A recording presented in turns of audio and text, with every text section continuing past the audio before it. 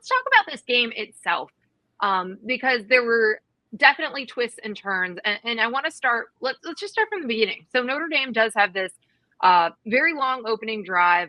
They score a touchdown. Riley Leonard, 9 carries.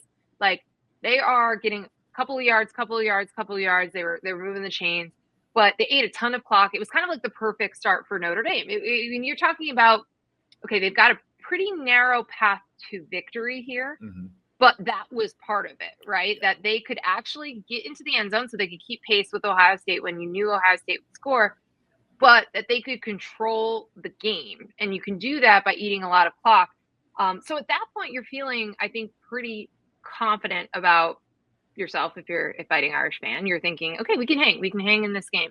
So then what changed? What happened? What happened to the Notre Dame defense? Well, I think that they had too much to deal with from Ohio State's skill.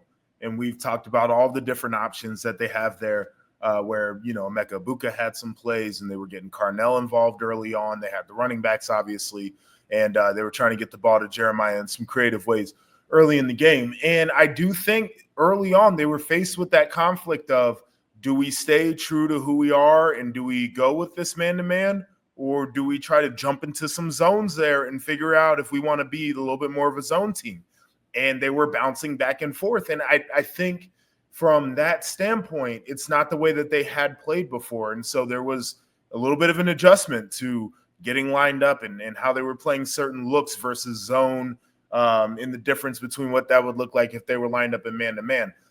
Ultimately, there's also the idea that Ohio State is like just better, right? And so when you have all the play calls that you want, you can have all the different coverage changeups that you want, but when Ohio State is playing at their highest level, I'm not exactly sure that you're going to go out there and get your 3 and out and feel good about everything that just happened.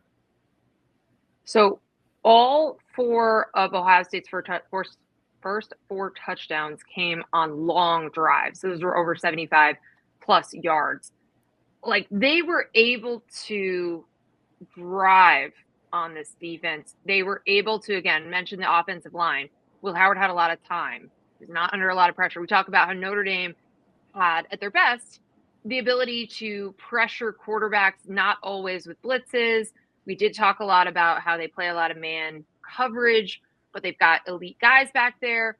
They were, especially kind of in the middle of the defense, getting beat a lot. Like, Ohio State early was going to the perimeter, and they were getting to the perimeter and able to get yards on them. Will Howard, again, was scrambling with his legs, and he was able to do that. Like, he was getting significant, yardage and first downs when he needed it. It felt like Ohio State felt like they could do those things against Notre Dame. And a lot of times it felt like there was coming down to, a Notre Dame defender alone on an island who needed to make an open field tackle to save a touchdown over and over and over again. And obviously, again, they fought back and they came back into this game, but there was that second quarter was Ohio State's offense at its best, right? Will Howard was basically perfect through the air. Crazy. And he was connecting with all different receivers. Quinshon Judkins, right, he was catching balls, but he was running. They were just able to do whatever they wanted. And Notre Dame is a very disciplined defense, but they didn't have the dudes to keep up, I think, with what Ohio State was able to throw at them and what they were able to do. And then you had some really creative play calling as well. Yeah. Like the Jeremiah play, that Jeremiah Smith touchdown, to scheme him open like that. Great play. No, I mean, I'm totally there with you. I thought that some of the design was phenomenal for Ohio State. And I think we had mentioned this in the preview, where if they wanted to run man-to-man, you were going to see some of the mesh concepts. You were going to see some of the concepts where they were getting natural picks out there.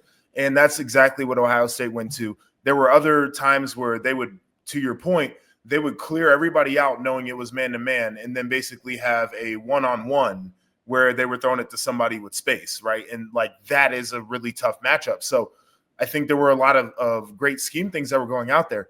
There was some great execution too. You mentioned Will Howard set the CFP record for 13 straight completions. Part of that is Will Howard being on point and of course schemes meshing and everything. guys were catching the ball, doing what they needed to do once they got it in their hands. It was certainly a team that was prepared. I think it was a team that understood that they were up against too. That level of preparation, a lot of times when you're a player and a coaching staff, comes from the amount of respect that you have for your opponent. They knew that if they weren't on point, Notre Dame was going to be able to hurt them defensively, because that's what they did to almost every opponent that they played throughout the season. So it was genuinely impressive, but I do think there was like this combination of Chip Kelly, Ryan Day, super dialed in, know what the look is, get the call, boom, boom, boom. The other part was, thought all the dudes were dialed in too. I mean, go out there and be that efficient early on in the game and, move the ball that methodically down the field for long drives is execution at its finest. One thing that I think this team deserves a ton of credit for is taking the confidence from each round, but not getting overly cocky. They were so good at being able to carry the good over, but prepare for each individual opponent. Like, that is a really fine line to walk. And I felt like in the lead up to the Rose Bowl, after talking to Will Howard and some of the coaches and some of the other players, like at the media day, that they had straddled that line really well. And I think that was key. Like, there's so much of the mental piece of this run as well is just so fascinating to me. And they deserve a ton of credit for that piece as well. And as you mentioned, the actual preparation, the precision of the execution too.